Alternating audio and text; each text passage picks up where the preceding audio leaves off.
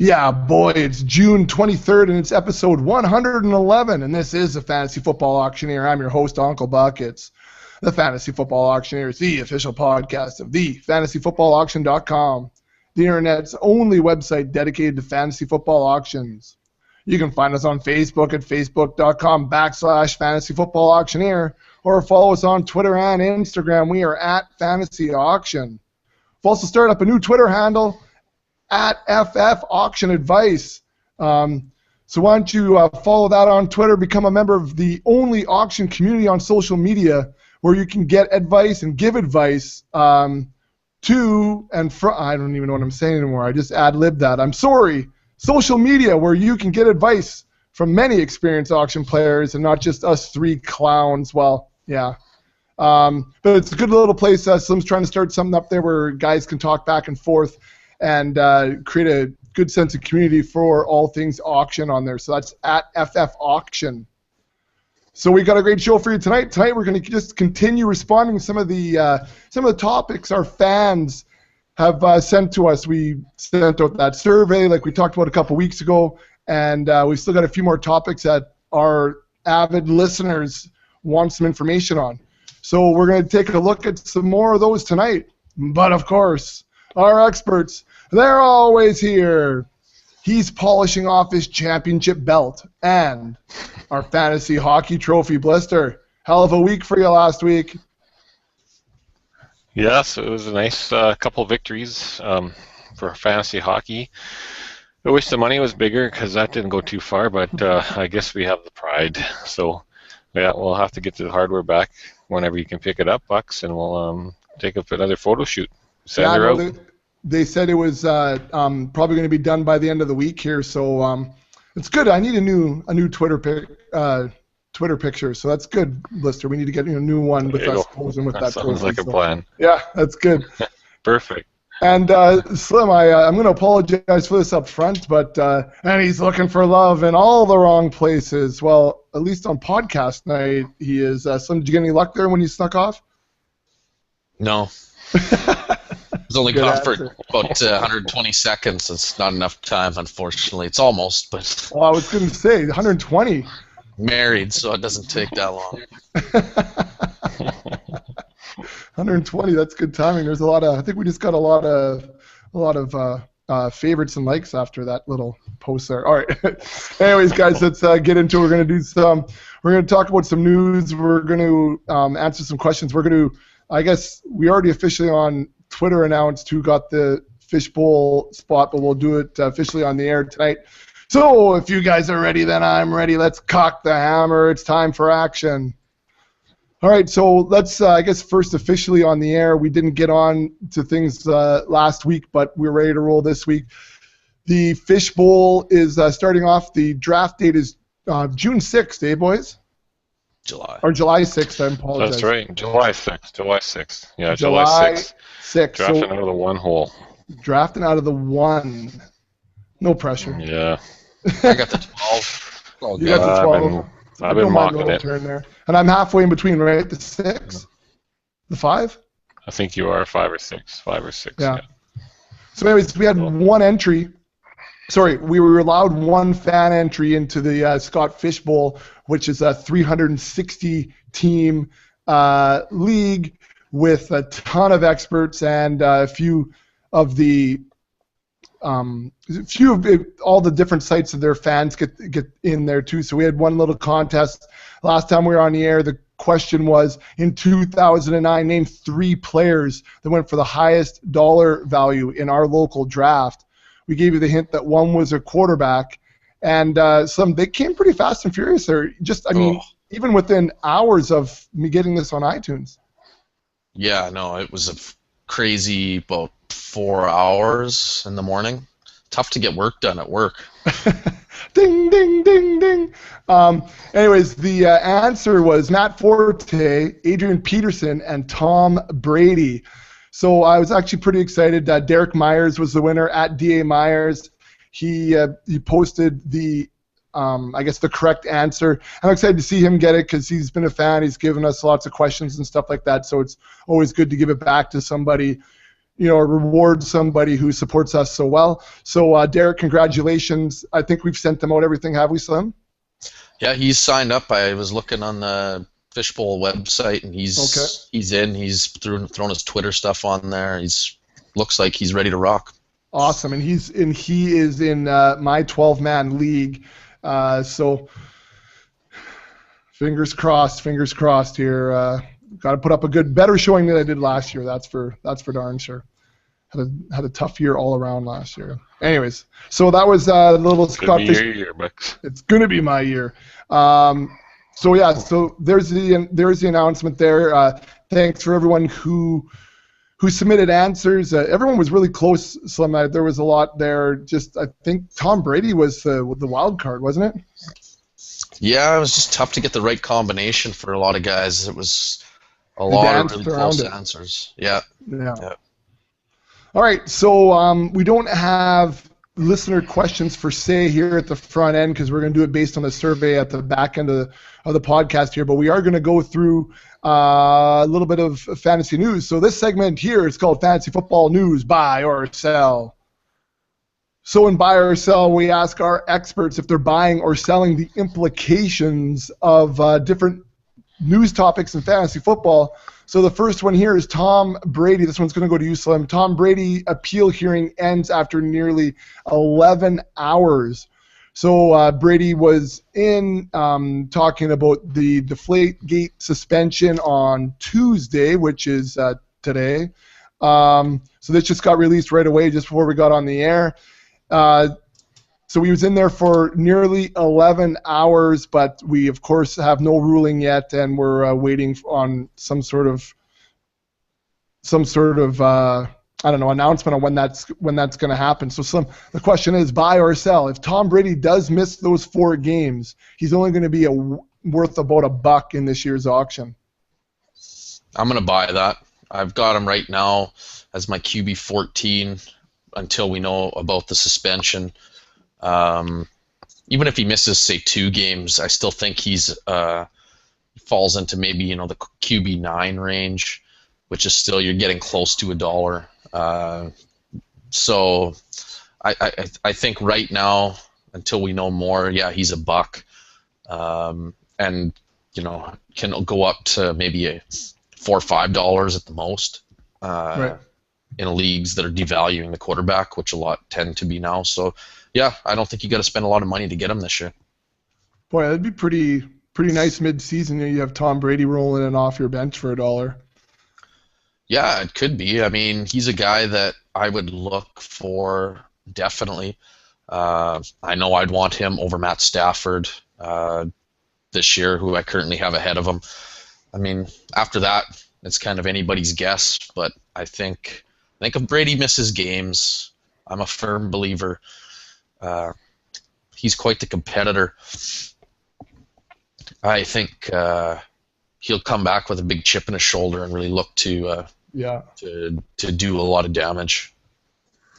And Belichick too, right? They're going to be shooting the big middle finger, I think, at the rest of the league once he comes back on. I think so. That's what they often tend to do. Yeah, that's right. And Blister will be grinning ear to ear. Well, it would be nice.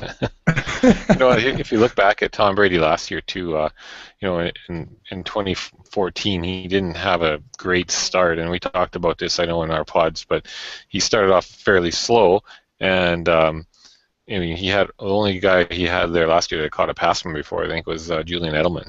Everyone was new. LaFell was new. Gronk, they kind of eased back in from injury, and so it took a while. Amendola was there and things like that. It took a while for that offense to really get clicking, and at the first few weeks, I remember there was a lot of discussion about why would is he done? Is he done? And then, once everyone started to get a little bit more comfortable, then he took off. He finished as the 11th ranked quarterback. So I think he won't have. Even if he misses a couple games or a few, and then you get him in your fantasy team, when he comes in, that offense is going to be clicking right off the bat because he's used to these receivers. They're more used to the system, and I think they'll throw up, like you said, play with that little bit of chip in your shoulder. Could be scary, just like AP could be. Yeah, no kidding. The thing I worry about with Brady is he just doesn't put up the massive games that guys like Manning can, Aaron Rodgers, Luck, obviously. Even we saw with Big Ben last year.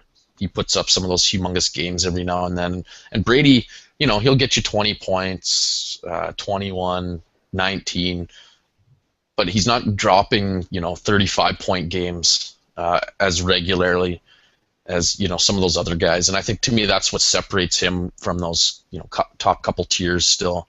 Is, yeah, he'll be solid for you. He just doesn't have quite as high of a weekly ceiling, we'll say. Right. And at least based on what we've seen the last couple of years, and who knows, that could change this year. I still think that they're going to run the ball.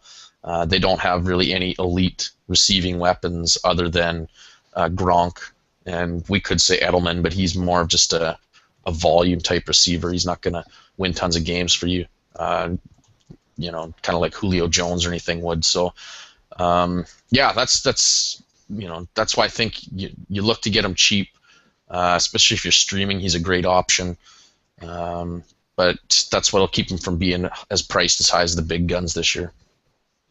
So, Blister, what do you think? Does Tom Brady being out, let's say he misses those 4 games, how does he affect the other fantasy producers on the team? What does he do at running back? What does it do for a guy like Edelman or Gronk? Well, I think Gronk, I don't think it's going to hurt Gronk at all. It could help Gronk slightly. If he's got a young quarterback, he's going to probably lean on his tight end, look for that short dump-off pass, and Gronk is a great target to have, the best one in the league at tight end. So I think that can only help Gronk's values. The wide receivers might take a bit of a dip, but the running back game, if you can predict who's going to be getting the ball, if Garoppolo's at quarterback for 2-3 games, whatever it is, one game, it doesn't matter. Those guys, they're going to be doing things to get the ball out of his hand quick, probably shorter passes, handoffs to the running back, try to not let him make too many mistakes. Let him move the ball quickly. So the running backs could get uptick, but I don't think that we can predict this year that the running back is going to be LeGarrette Blount. It could be him the first game. It could be White the second game. It could be Jonas Gray. It could be anybody. And so it's still the running back situation in New England probably is just as scary. Somebody could have a great game week 1, but who knows who it will be and who will be in the week after that and so on. But they should, that could be a little uptick for them. All right, Slim, any feedback on that? The other positional players? No, I kind of agree. I think Gronk doesn't lose tons of value. If it was for a full season, for sure, his numbers are probably going to go down a little bit, but just in a short sample size of 2-3 games, maybe 4 at the most, which I can't see, but I don't think it'll affect his value much. But yeah, like guys like Edelman, to me, will get hurt just because they won't have that timing that he has with Brady, that he kind of relies on to rack up 8 to 10 catches fairly regularly. So, I think the running back would, on any other team, just about stands to take an uptick in production. But like Blister said too, good luck predicting who it's going to be week in and week out. Does LeGarrette Blount get more carries? He might lose some goal line looks because they don't move the ball quite as easily down the field at times, so that might limit scoring opportunities. I don't know. It's just going to be tough to predict some of those other offensive options other than Gronk, I think, if Brady misses time. All right. Good stuff. And so we'll just wait and see what happens with the appeal and if he does miss his 4 games or not. So let's move on to number 2, Blister. This one's coming to you. Rams running back Todd Gurley is hopeful that he'll participate in training camp. So this is released today. The Rams' 10th overall pick, Todd Gurley, is still without a clear timetable for his return to the football field. But the running back has been rehabbing his torn ACL, and he says he hopes to be ready for training camp. So, Blister, if that's the case, buy or sell. If Gurley starts the season week 1, he will be an RB1. It'll probably be worth 40 or more bucks this year in your auction. Well, I would sell that, especially in a redraft league. I'm not really high on any St. Louis running backs because of what I've seen and heard over the last 3 or 4 years here. I go back to 2012, and the last time, in 2012, the best running back since 2012 was the one they had in 2012. Now was Steven Jackson. He finished as a 17th ranked running back in standard and PPR. In 2013, Zach Stacy was 18th in standard, 20th in PPR, and last year Trey Mason was 24th in standard and 30th in PPR, and that was their best running backs. Benny Cunningham wasn't too far behind Trey Mason, but we're talking 24th and 30th here. But don't forget they had Isaiah P. Daryl Richardson started a couple years ago for them. So I don't know. I'm not a big Todd Gurley fan. I mean, I think they're going to ease him into the workload because even if he is back, I mean, there's a reason why they keep grabbing these running backs because they're probably not happy and they don't see enough out of them. So I think they're waiting for one of these guys to really take off and hit. But right now, I mean, it's been getting progressively worse since 2012. Is that a product of the O-line? Is that a product of the overall crappy defense? What is it? I don't know. Or the offense, I'm sorry. So I'm not spending $40 on Todd Gurley. I'd be more than happy to run him up to 40 or more in an auction draft, but I sure would be sad if I got stuck with him. So yeah. I'm selling on Gurley. Well, Slim, that I was just going to ask you. I mean, name value alone, he's starting week 1. What's the strategy, nomination and bidding wise? And then secondly, should we think that maybe he has the potential to move up there with, drafting at the O-line and those types of things as well? I have a hard time thinking there's going to be potential RB1. Just like Blister said, I think they're going to ease him in. It seems crazy to me to rush this guy into the lineup week 1. And they got a terrible matchup with Seattle, too. I mean, that's all you need is for him to go in there and get laid out by Cam Chancellor or something and re-injure that knee. So I don't know. I can't see him putting up RB1 numbers over the course of the season if he's going to be limited, which I think he will. And yeah, I guess going into your draft, you're just praying that there's just even the smallest tidbit of positive news about this injury before you go to draft, because you're just hoping that that's enough to send everybody who's rookie crazy into a little bit of a frenzy at the draft, and maybe a little bit of a bidding war starts, and that's going to be good for you if he's a guy that you're willing to pass on. So do you throw him up right away if there is a little bit of buzz? Like, what's the strategy? I think it can't hurt if there's buzz, for sure. I think any player that has buzz going right at that moment that you're not really planning on drafting is a good situation to a good strategy to throw out there. And then conversely, if he kind of makes it through, maybe there's a couple guys you want to throw out ahead of him. He makes it through, a bunch of running backs are already off the board. Maybe you just hang on to him a little bit and just wait, try and sneak some values in while a couple of these other owners could be potentially waiting to spend a good chunk of money. Yeah, maybe they're just sitting there waiting, and you kind of know that. You've done your research, you've talked to guys, you know that there's certain guys in your league that are high on him and really wanting him. So now is the time maybe to sneak in, Lamar Miller and Frank Gore, something like that, where you can get them for really cheap, and you know that these other guys aren't going to really bid on them because they're waiting for their big fish. Well, Blister, he brings, everything right there just talks about why you love the auction draft, right? Where everyone else is just, his ADP is going to be blank, so we'll wait till round blank and pick him up at pick blank. Just the strategy around the rookie here, Blister, just makes auction so much fun. Just thinking, I sent out the article about why you should select auction. I think this just sums it up. Oh, for sure. It's a great strategy. I mean, there's always guys that are really high on rookies. And granted, I think rookie running backs are a little bit safer bet than many other positions. You still got to weigh in a lot more than just the fact that he's a rookie back and he could be starting, especially it depends on the dollar value. It comes down to, like you mentioned in your buy or sell, $40 RB1. Well, I don't think that's going to happen. I'm pretty sure that he might be lucky to put in low-end RB2 numbers. That might be more realistic, and so is that worth $40? It certainly is not. You should be able to get that for a lot less. So, but there's going to be people out there, and that's all part of the strategy. You want to suck as much money out of everybody else's pocket on guys that you do not like, and then, or even if it's somebody that goes out of your price range, hopefully you'll see the price go really high. And I mean, there's only so many guys that can go for $40-$50 in an auction draft before the money is depleted. And if you're still sitting there with a lot of money, and everyone else has got 2 or 3 of these guys on their team already, and they're not even guys you wanted, then you're probably in pretty good shape. All right, just disclaimer, we're talking redraft, not dynasty. When we talk about the rookies here with Gurley and moving into Perriman here. So we're going to move to the Ravens rookie wide receiver. Perriman is dealing with some dropped passes. So the rookie wide, this is according to CBC staff writer from June 19th, the rookie wide receiver has a case of the butterfingers, according to the Baltimore Sun. He's quoting, Perriman, the Ravens' top pick in this year's draft, has been singled out during practice for his drops. Wide receiver coach is saying that all the rest of the receivers also need to work on their concentration as well.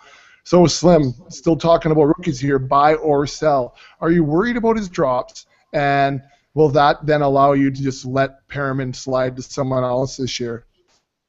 I'm selling. I'm not worried about anything at this time of the year unless somebody's getting injured.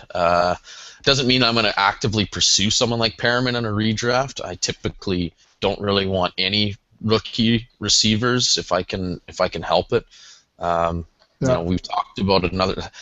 People just go nuts for these rookies, and it doesn't make any sense. So I'll let somebody take Perriman, and I'll take Brandon Marshall, and I'm sure he'll outproduce him. But if I can get him for $1, sure. But I mean, you got to take everything that happens at this point has to be taken with the biggest grain of salt ever.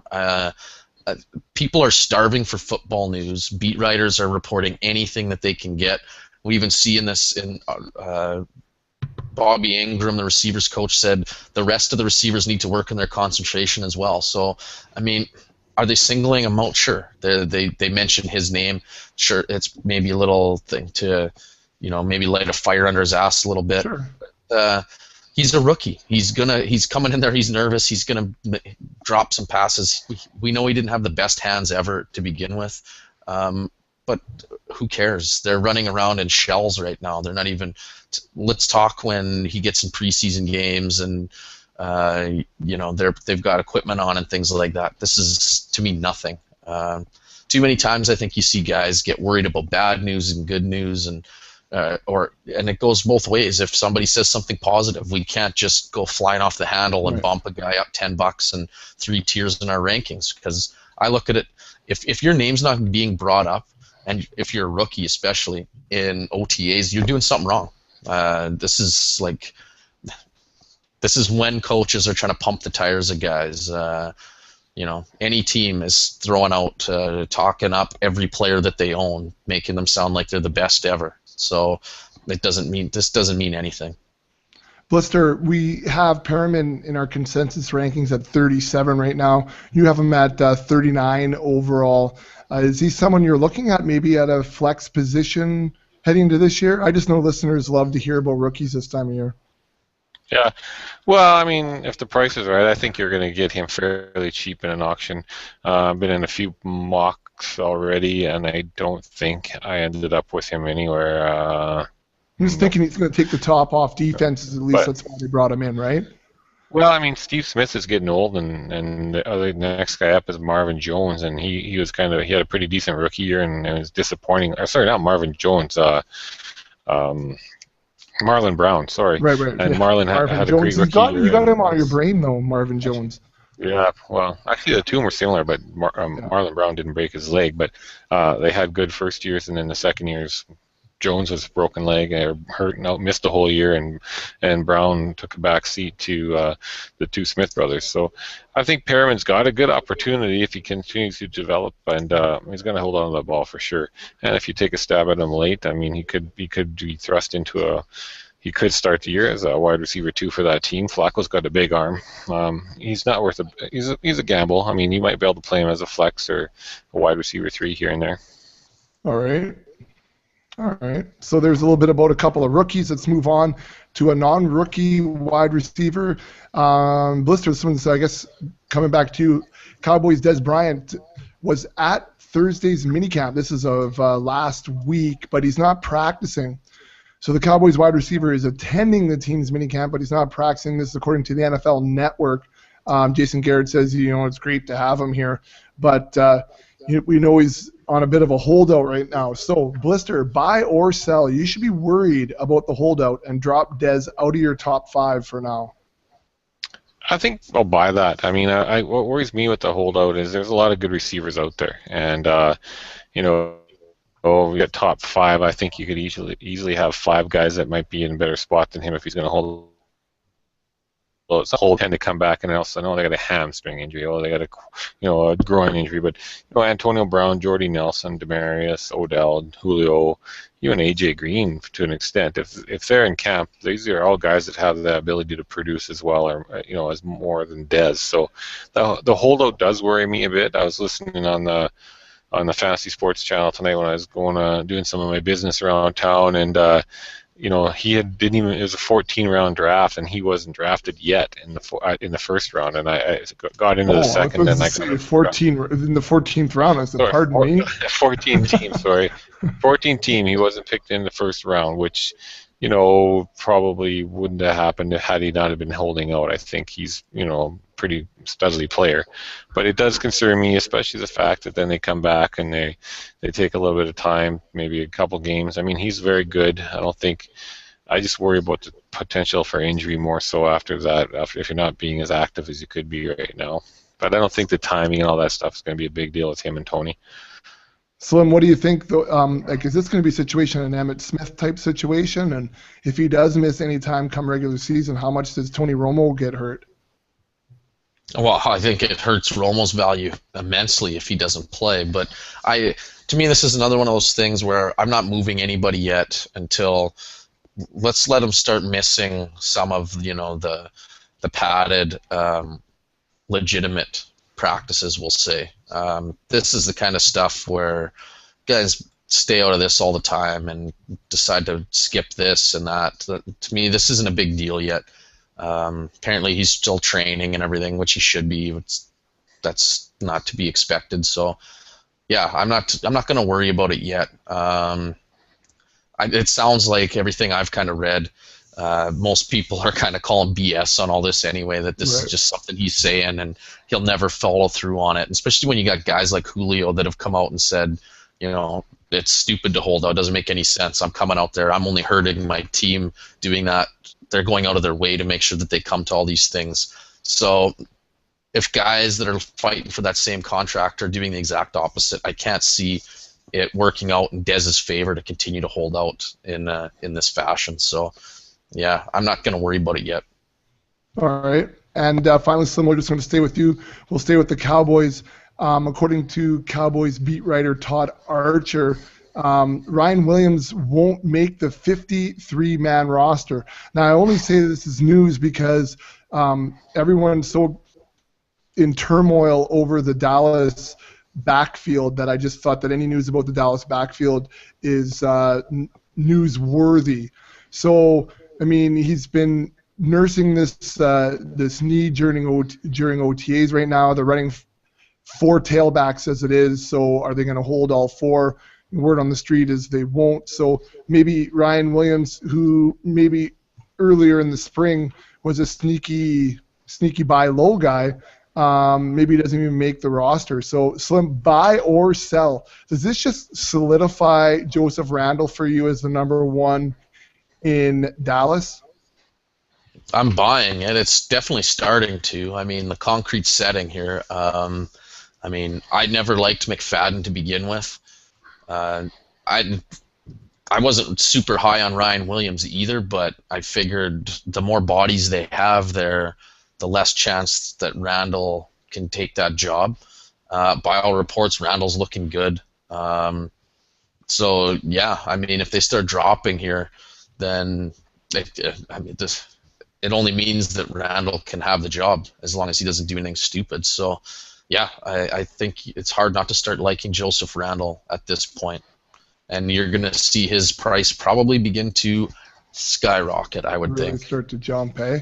Blister, what do you think? Are you moving him up the board based on this, or are you just kind of keeping him where he is for now? And and waiting?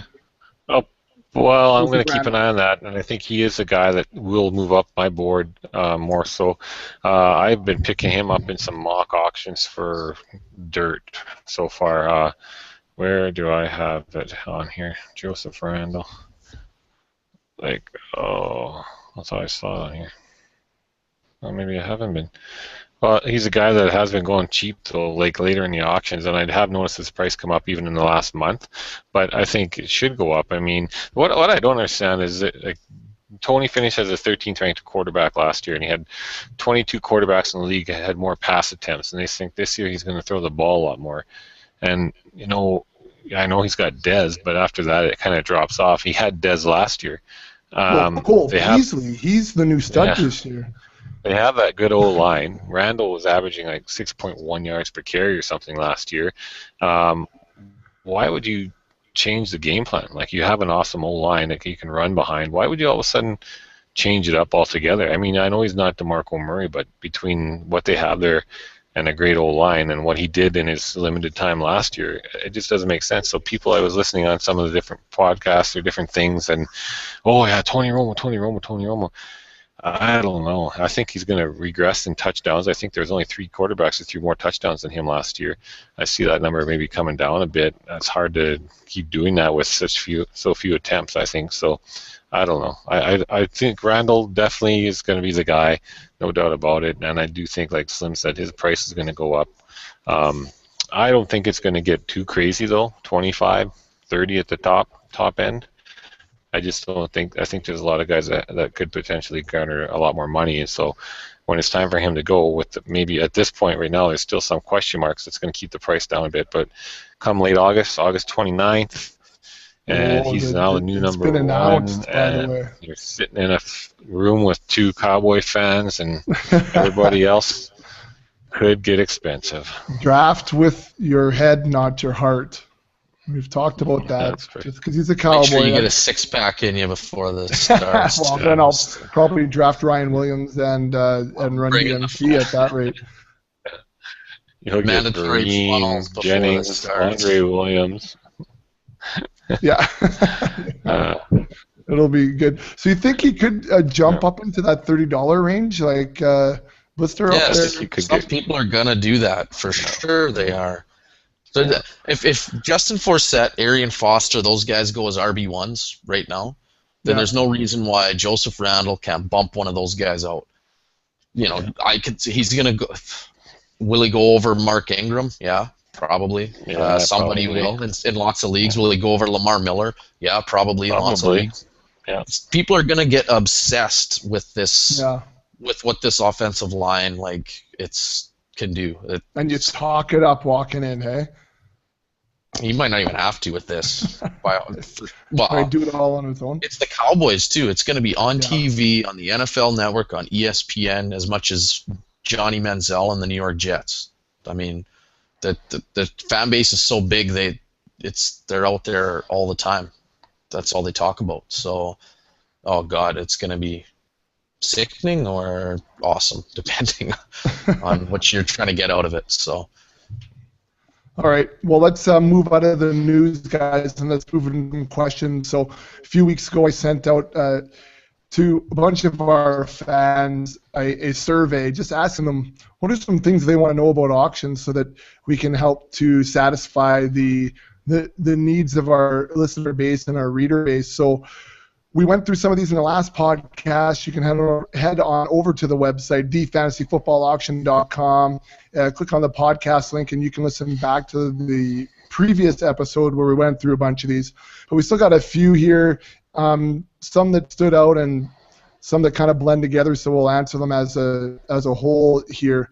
Guys, we're at about 35 minutes right now, so we got a good 20 plus to talk this through. So let's take a look at the first one here. The first one is, how do you allot a budget? This one came in from Ryan Dueck. So he was asking this according to, the studs and scrubs, or do you look at a balanced approach? So, Blister, why don't we start with you? What is something that you look at as far as budgeting studs and scrubs or a balanced approach? Well, I think one thing Ryan should do is he should go on and do some mocks and try several different those strategies out, going with stud running backs, stud receivers, and just see how his team looks out with having just very minimal money invested in his bench, and then look at some where he's maybe top end guy is only $25.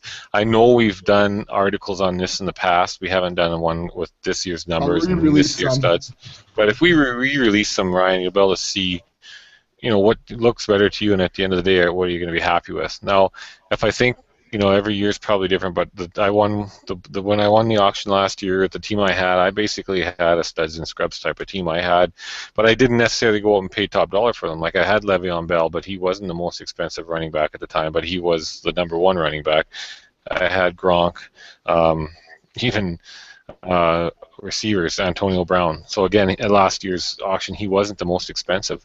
In the end of the day, though, those guys scored in the 300-point ranges, and they really brought me to the title. They were that much better than some of the guys below them. So I remember even looking at, maybe it was in our Dynasty auction, and Blackie had 3 or 4 receivers all over 200 points, so really good receivers, but I had 1 or 2 that were over 300, and it makes a difference. He had the depth and he had the balance, but yeah, the only thing is, like, how do you know? Like going into last year's auction, Antonio Brown wasn't the highest ranked receiver.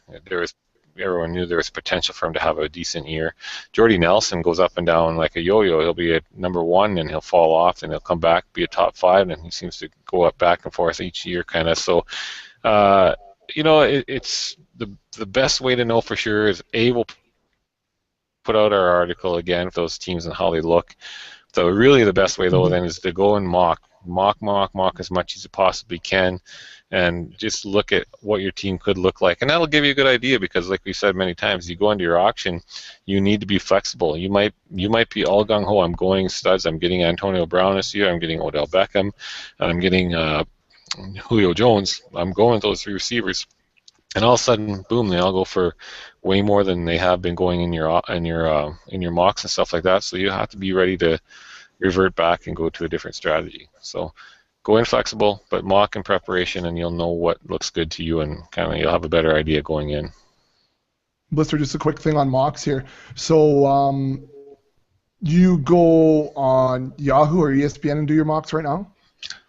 Recently, I've been on Yahoo because I can do them on the iPad. ESPN won't work on the iPad, but Yahoo does work on an iPad, so I can do that and start it when I was watching hockey or whatever, and then take it with me to bed and finish it after 2-3 hours. There you go. So that was going to be my next thing, just because it does take some time, especially when it comes to mocking in an auction, but we'll talk about it all summer long about how it's invaluable. But how many mocks have you done? I've done 4. I don't want to make it sound like a compete. 4 starting in May. Okay, starting in May, like all 4 right. mock auctions. I've been also mocking in prep for the Fish Bowls, but that's a snake. But I've been trying to do some different drafting from the one style, what my team will look like. But the mock auctions, I got to put in some more of those, and I will, especially as it gets closer to an auction draft date. I'll try to do some more regularly. And again, I've been in somewhere, they don't fill up, so I'm not as excited about those ones as the ones that do fill up. Yeah. There's Brashad Perriman. We were talking about him. I got him for $2. Oh, there you go. Found him. And that's the hard thing about mocking an auction is you need a full room, or it's good to have the full room, and you need the full room to be there for the majority of the mock. It's not like running a snake mock where you can just, you can go on those sites where they'll just automatically, because it's based on ADP, you don't even have to actually mock. Yeah. So, anyways, and away you go, and you can bang off 50 mocks in a few minutes. Slim, now Blister brought up a point about flexibility, and that's why I put you on second for this question, because I kind of have a feeling where your answer is going to be. How is it that you go into your draft with your budgets? And I know, again, we'll talk about it all summer long and be more specific, but just generally, what are some things you're looking at as far as budgeting? Well, I try to make 3. I figured you probably knew I would say something like that. Early on, I'll admit I never did this. This was something I started doing over the last couple of years because it just found it easier. If look at players that you want to get. For example, maybe you set that you want to get Gronk. Okay, well then make a budget where you get Gronk. But then you have to be realistic where there's a good chance that you might not get him. There's probably 10 other guys in your draft that want him as well. So you got to go in and knowing that there's a very real possibility you don't get him. Well, then what do?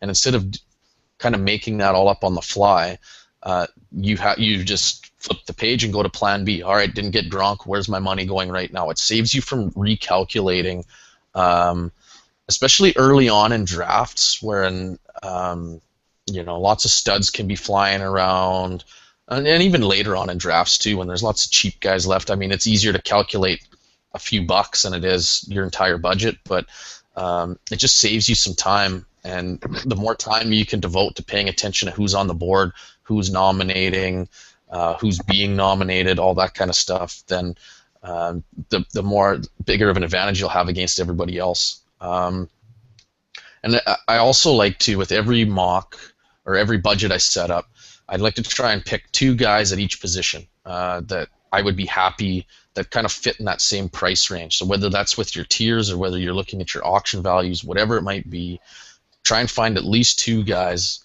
at each, as a wide receiver 1 or wide receiver 2, based on how much you have budgeted for that position.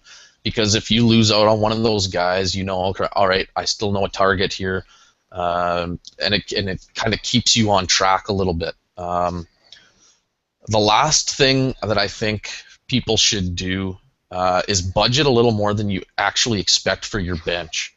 Now, I think it does 2 things. It allows you to overspend on elite guys if you want to, because you always know that you can pull some money from that bench at any given time.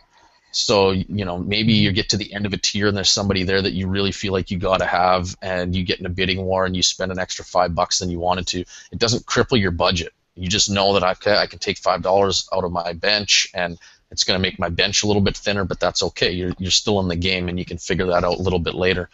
And I think you could always spend on overpriced depth at the end of drafts as well. Maybe you've budgeted more than everyone else for your bench, kind of, and it allows you to build a deeper bench by spending an extra couple bucks on various players later in drafts that other people just won't have because they've budgeted the bare minimum for their bench, maybe $10 for 6 spots or something like that. Well, maybe you got double that, and you can spend $4 or $5 on each guy, and allows you to instead of getting guys from tier 8, you can get a bunch of guys from tier 5, and theoretically, if you've done your research, those guys should be better.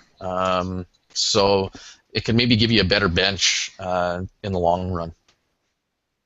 I like that too. I try to put the bare minimum on the back end of the bench for that reason too. And I think one way that I do my budget differently, I think, than some guys is that I don't necessarily allot a dollar value to wide receiver 1, wide receiver 2, wide receiver 3. I say I want to spend X amount of dollars on the wide receiver position and X amount of dollars on the running back position, and then that allows me to have some flex within there.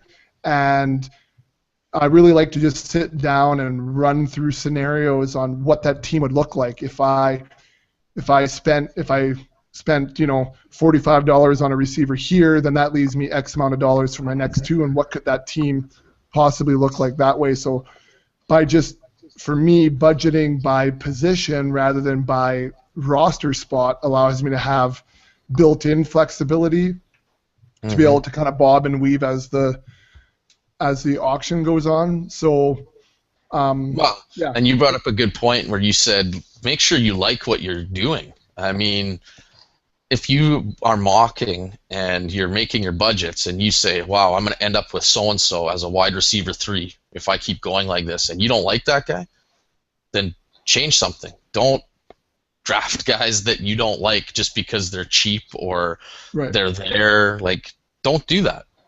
There's a million ways you can set up this budget, so tweak it. You've got months now to do it.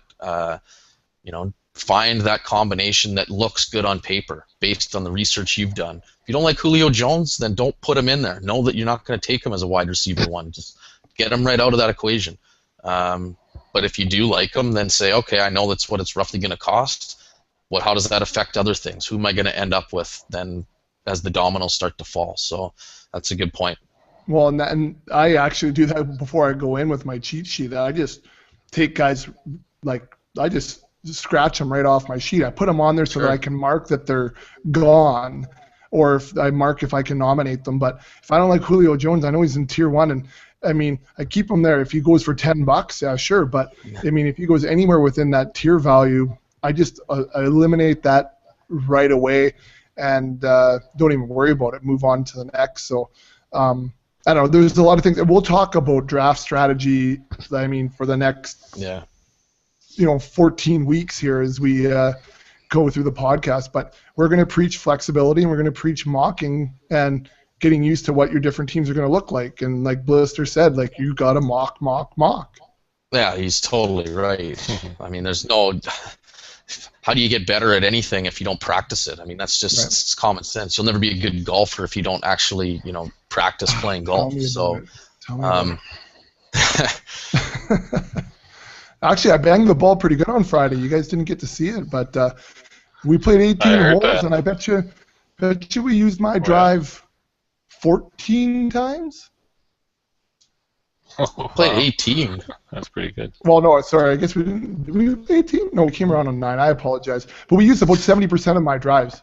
That's all I'm thinking. It was a ton. And I love when I'm using his driver. Yeah, and he's there.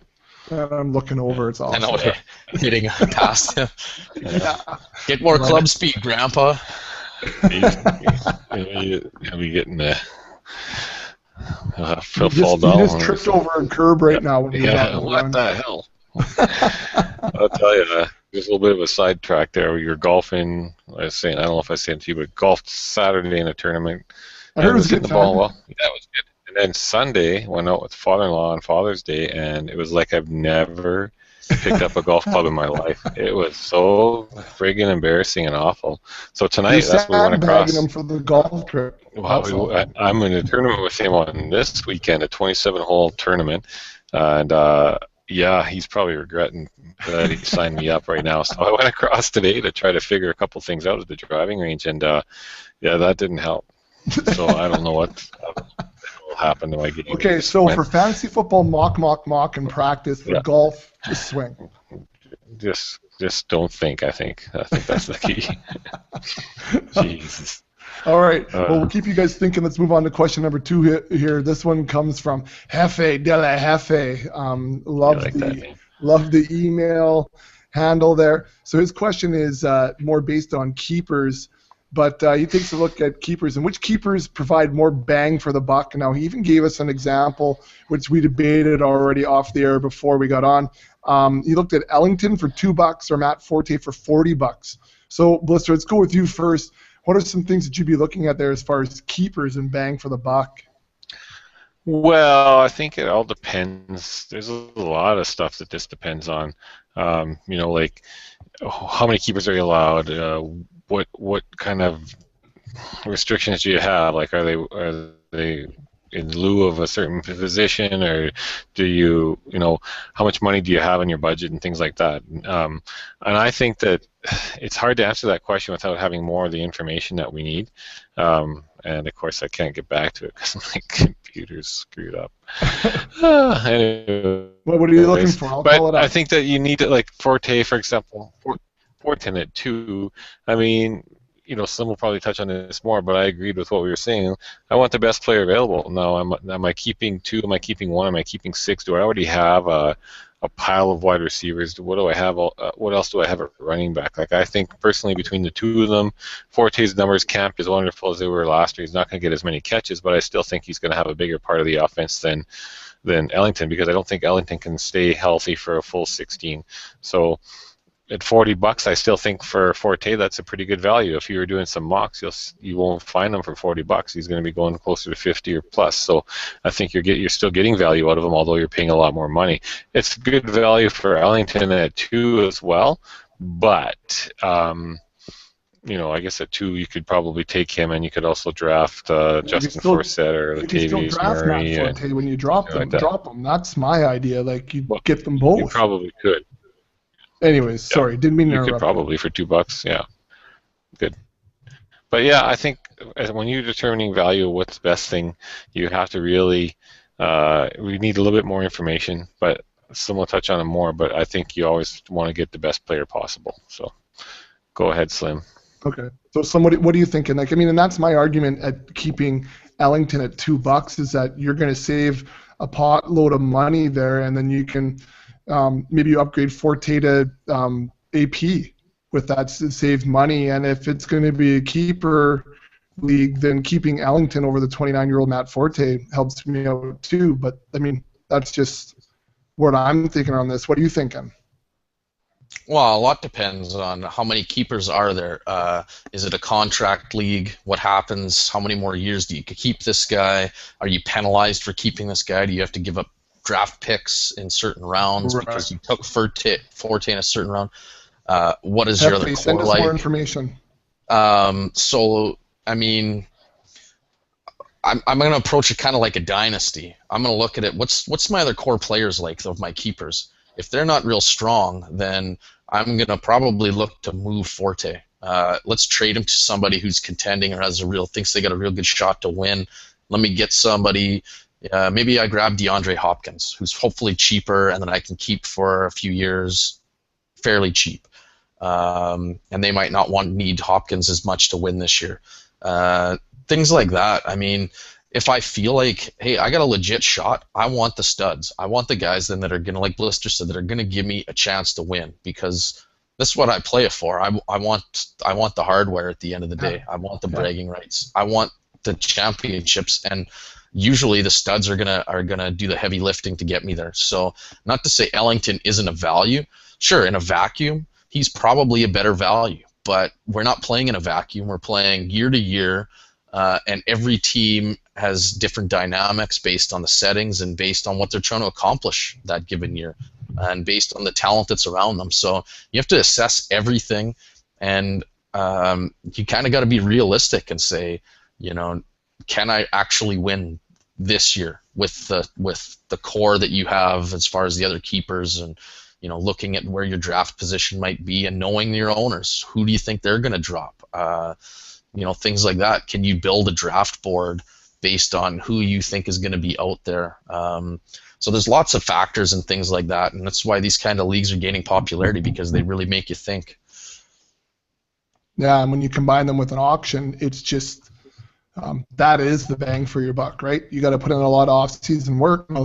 There's a lot of strategy involved, and then you also get the fun of running it as an auction rather than just following the script. So I like it. Hefe, if you have more deets on your league, you can send them to us, and we'll either fill you in on the podcast, or the boys can answer you back as far as an email too. So footballauctioneer@gmail.com. Fire some more info over there. We'll give you more information there. Guys, we're pushing the hour mark, so I'm just going to go one more, even though we have 3 or 4 more left on the list, and we'll just carry those over the next week, because this is good stuff, and we really talked about the budget quite a bit, which I think is pretty crucial when it comes to auction, and that's why guys are listening to us, because that's what we're talking about. So let's go to the last one here. Let's talk about running backs and the running back heavy versus the 0 RB strategy. This one's coming from Viking Matt. So Blister, what do you think? RB heavy, 0 RB. What does a 0 RB look like in an auction? Let Viking Matt know. And you're wearing your Viking shirt today, aren't you? Is he there? He's gone, Gone. Well, maybe we can do 2 really quick. Right. What's that? Maybe we can do 2 really quick, because I wanted to answer that next one too, but that's fine. Okay, all right. Well, what do you think? RB heavy versus 0 RB. Which one am I doing? Yeah, like what do you think? What's the strategy? If you put a gun to my head and made me pick, I would say you have to go RB heavy. Doesn't mean it'll win. I just feel like, for me personally, I like that strategy better. I think I'm probably in the majority with that, just because I think 0 RB scares the crap out of a lot of people. We still know how, streaming quarterback scares the crap out of a lot of people, even though we've been talking about it for about 3 years now. Zero RB is a little bit more recent than that, and it's just people can't handle not having a running back from one of these top tiers oftentimes. So it's tough for a lot of owners to go into. But if you got the stones to do it, some guys that I think you need to target in terms of zero RB, a lot of times I think rookies are good because especially this year, because there was a ton of decent rookies that were coming out. Guys like David Cobb are interesting. Guys like Duke Johnson. Yeah. Guys that you think can have kind of minimal paths to playing time. Jay Ajayi is a decent example. And just to clarify, I think it becomes easier in PPR leagues as well because it allows For sure. some of these other running backs to gain value. I mean, even Nile Davis is a guy in a zero RB league. If Jamal Charles goes down, we saw Nile Davis can blow up if he gets the chance.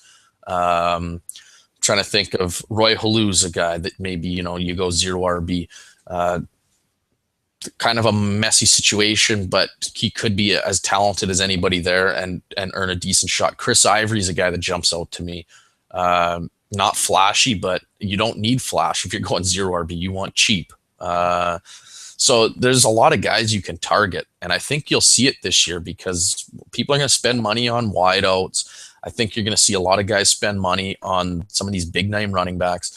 There's probably going to be a ton of values to be had if you go with the zero RB strategy and if you're brave enough to actually try and implement it. Well, for me, I just think RB heavy is, like you say, is the way to go, only because of the depth at wide receiver. The auction allows you to go RB heavy and still stockpile tier 2, tier 3 receivers, all depending on what you're willing to hold on your bench and work the waiver in those situations. You're going to have to eat it at quarterback and you're going to have to eat it at tight end. And we know that if you're going to try to run that strategy, but this is why you love the auction, because it allows you to do those things. I think zero RB in a snake is scary because when you get down and there's, you're into the depths of your snake draft already, you're drafting Shane Vereen as your RB1. There's cojones, but. Wow. And I would argue, is that even, maybe that's not even your RB1. Like maybe Darren Sproles becomes your RB1 or, I don't even know, Amir Abdullah or something is your RB1. And then to me, that's, you're brave, man. And not to say that won't be successful. That's gutsy though. That takes a real brass set to commit like that.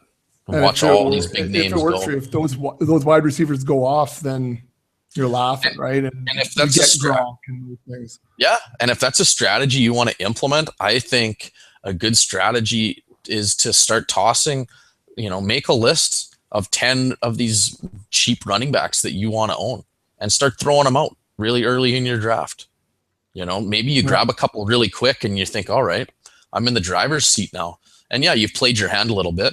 Guys think, I know what he's doing. But so what? You still have 95% of your budget to go and get Gronkowski or Dez Bryant and Antonio Brown or whoever. I mean, you can go out there and start loading up, and it's going to make other guys take notice and maybe change the way they're approaching their draft. So, yeah, I think it's going to be interesting because I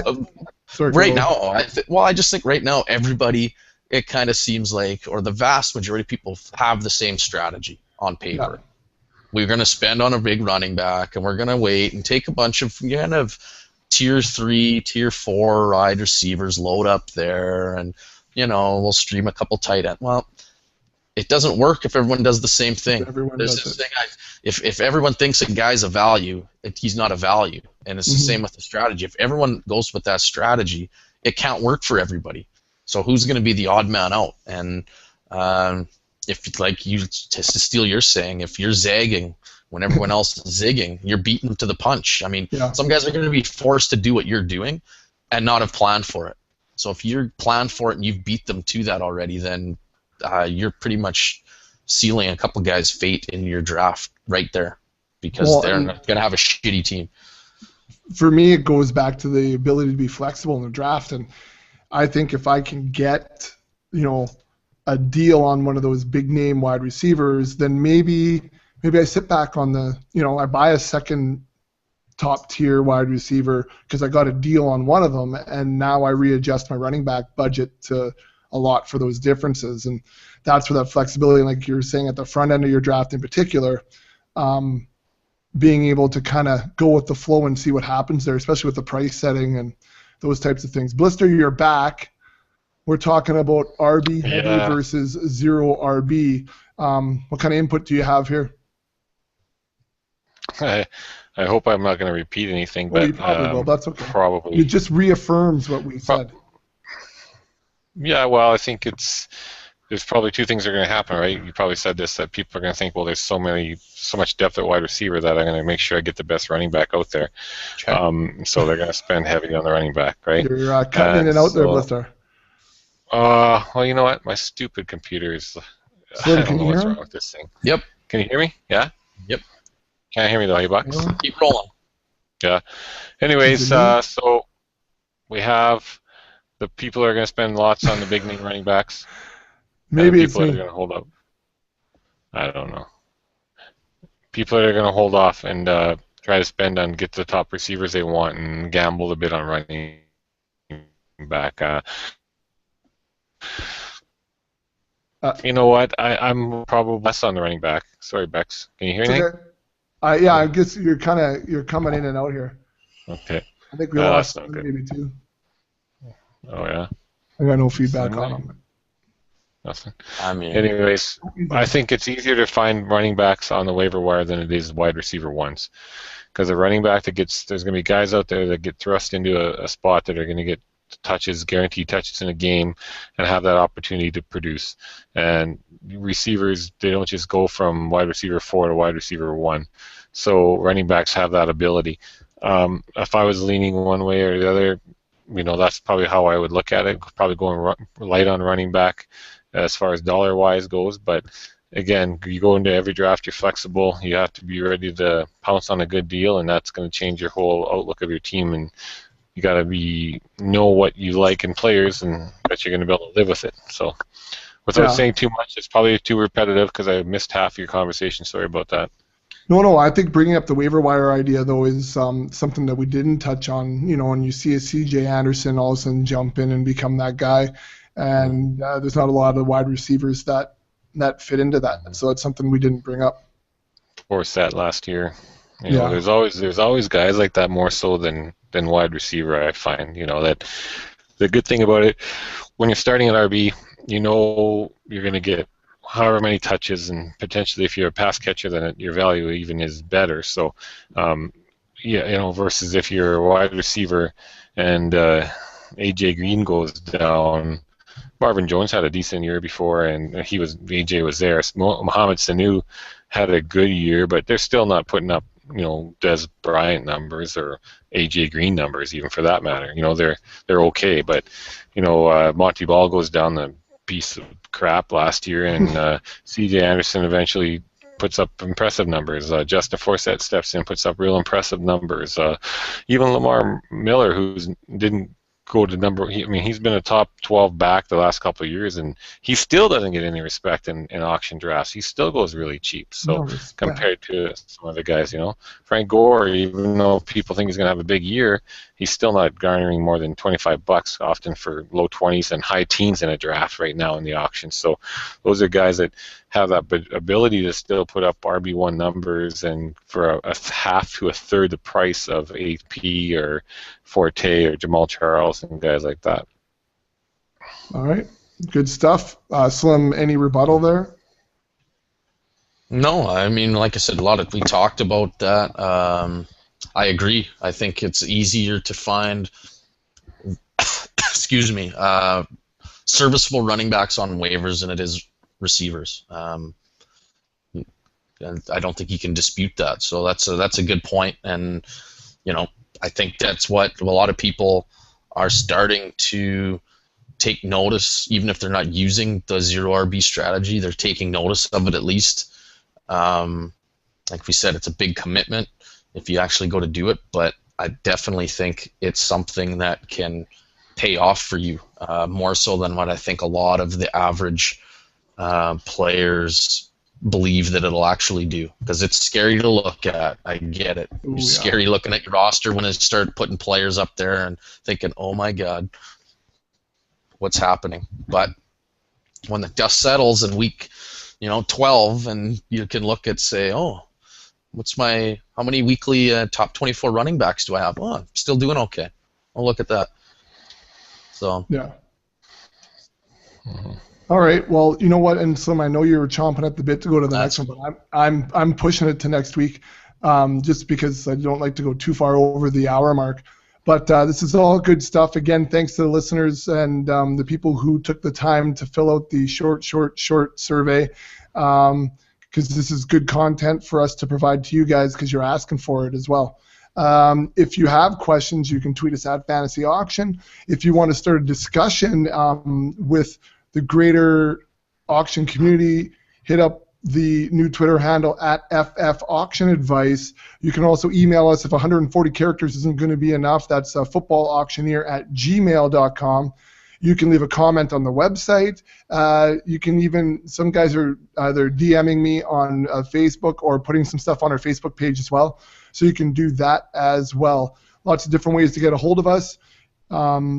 Go to the website, check out the membership area, because we have that going now, and updates are fast and furious. I've put out some new free content so you can see what you're going to get out of that paid subscription as well, only $14.95. So I looked at magazines on the weekend. $9.50, I think, was a non-fantasy one, because in Canada the fantasy ones haven't been released yet. $9.50 for the Athlon Pro Football magazine. So for, I don't know, a couple of Dunkin' Donuts coffees more, you can get yourself auction-specific information and not just, I think, a half a page or one page on auctions.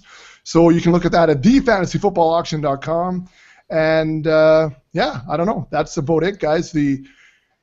The summer has almost started. The school year is winding down, so we got a lot of time now to get us some fantasy football and really get those articles flowing. Right? Yes. Yes. No doubt about it. No doubt about it. All right, and Blister's got a lot more time now because he's still up to the fantasy hockey. The majors and golf is slowing down, Blister. Well, the British Open coming up next, or the Open, but I dabble in golf every week. So, yeah, I've been the Travelers Championship is this week, so I've been getting my fantasy teams ready for that. And it was an exciting week. It's a sickness for our local league because Slim is announcing the live auction date, so that's some exciting stuff as well. So. Put her on the calendar. Yeah, I was just I was pumped. Right on. You got a menu already figured out there, Slim? More or less. I got some good ideas. Yep. All right. Some seafood. I was gonna say some shellfish. I'm sure is gonna. Yeah, it has to be. But hopefully we don't do boat races around the same time, because last time we did the shellfish. Well, some of you guys were. Pussies. No, hey, not me. Hey. I didn't name names. You just said some of you guys. That's right. Okay. Well, there's listeners out there that were part of this. Just on a quick side note, I saw the email come in, and just I guess because we always have guys asking about live auctions and how to run stuff. The question came in from our league spectators. Hell yeah! All right. I told them. Those are guys that can fetch beers for us during the draft. That's perfect. Just so long as I don't sit near the spectators and get distracted. Didn't you win that Your year? best year ever. Oh yeah, that's right. Best year There ever. you go. The What do you year I play? paid attention is when I did Yeah. the Marcus win. Yeah, that's right. See, won't when I think too much at golf, I don't do well, and when you think too much at the draft, you don't do well. So you're That's better right. to be distracted. That's right. Drafting both New England running backs, I think, is what the downfall was. You handcuffed yourself. You insulated yourself. Insulated. I can't say handcuffed because neither of them was the lead back there. So I got I took 2 shares in a 30-30-30-10 running back committee. So that was pretty good. But it worked. It worked. Hey, names on the Still trophy. the majority owner. That's right. That's Yeah, right. that's right. That's right. That's why I broke Actually, I played it. both of them quite a bit. That's why you broke it. Yeah, that's right too. Came in late and broken. Awesome. Anyways, guys, I'm going to be by the school Thursday afternoon for a little goodbye and a little Google Classroom talk. And I guess for everyone else, I'll see you when it's springtime in the Rockies.